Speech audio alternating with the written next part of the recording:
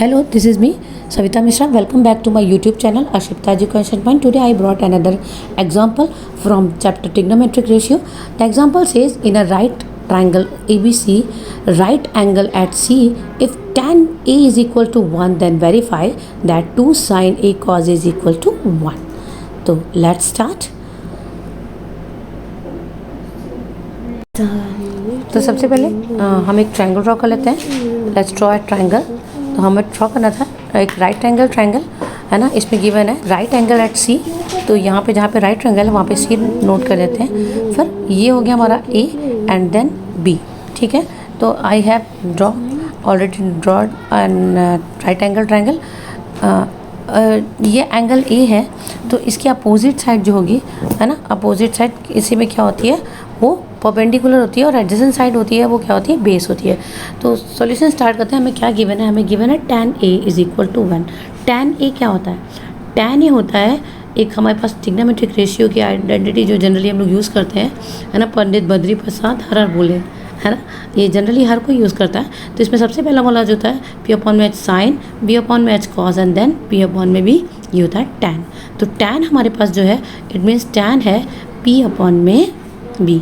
तो टैन को हम लिख सकते हैं पी अपॉन में बी. ठीक है, इज इक्वल टू में 1. यहाँ देखो अगर हम इसमें देखें ए ट्रायंगल है ना, तो अगर ये एंगल ए है तो इसकी जो अपोजिट साइड होगी वो हमारे पास क्या होगी, वो हमारे पास होगी परपेंडिकुलर. और जो इसकी एडजेसेंट साइड है वो क्या होगी, हमारे पास बेस होगी. ठीक है. तो अगर हम देखें तो हमारे पास जो है परपेंडिकुलर कौन सी होगी, परपेंडिकुलर हमारे पास होगी हाँ, तो यहाँ पे 1 की जगह हम लोग पुट कर देते हैं. परपेंडिकुलर हमारा गिवन है BC और जो हमारे पास बेस है वो है AC.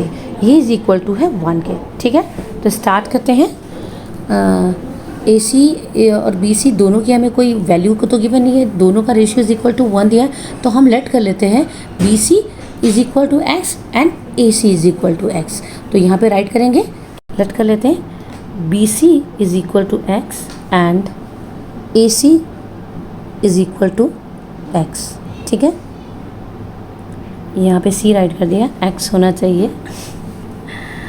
तो हमारे पास क्या है, AC और BC की वैल्यू तो है, लेकिन हम जो है इसमें हमें हाइपोटेनस की ज़रूरत पड़ेगी AB की. तो उसको फाइंड कर लेते हैं. उसको फाइंड करने के लिए हम यूज़ करेंगे पाइथागोरस थ्योरम.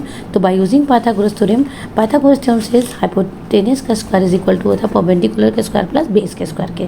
तो यहाँ पर हमारे पास हाइपोटेनस है AB का स्क्वायर एंड परपेंडिकुलर हमें गिवन है BC का स्क्वायर एंड बेस गिवन है हमें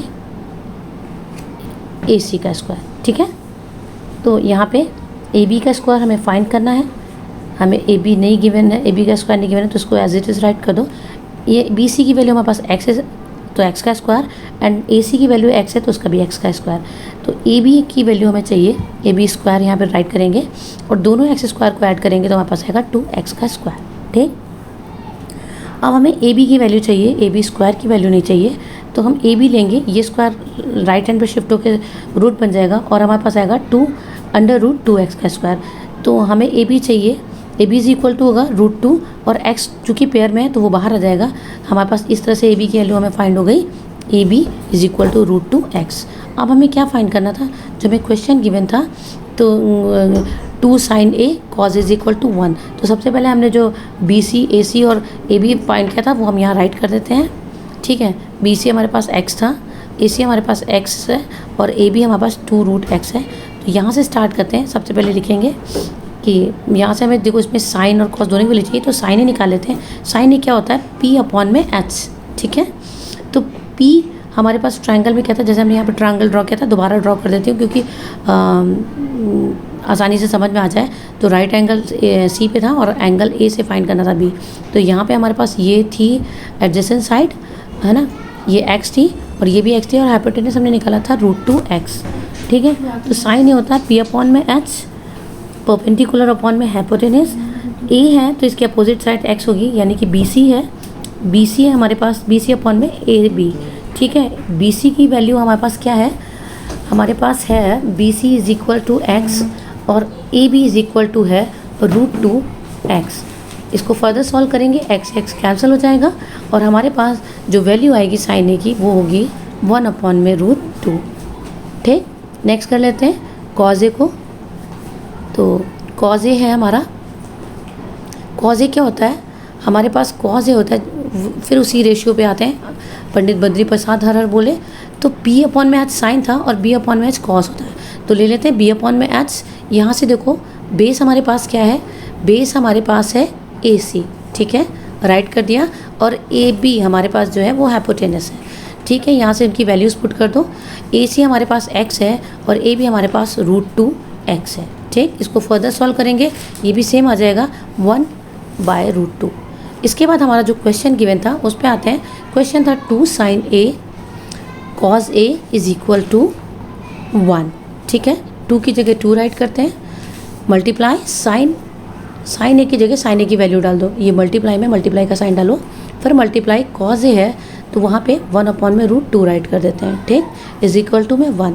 इसको सॉल्व करते हैं आगे, 2 का 1 से मल्टीप्लाई करेंगे तो 2 ही आएगा, ठीक है, और √2 को √2 से मल्टीप्लाई करेंगे तो यहाँ पे 2 आएगा, ये = में 1 आ जाएगा। इसको भी इधर लेफ्ट हैंड साइड अगर कैंसिल आउट करते हैं तो यहाँ भी 1 आएगा और राइट हैंड साइड में हमारे 1 है, तो इस तरह से LHS जो है RHS के इक्वल हो गया।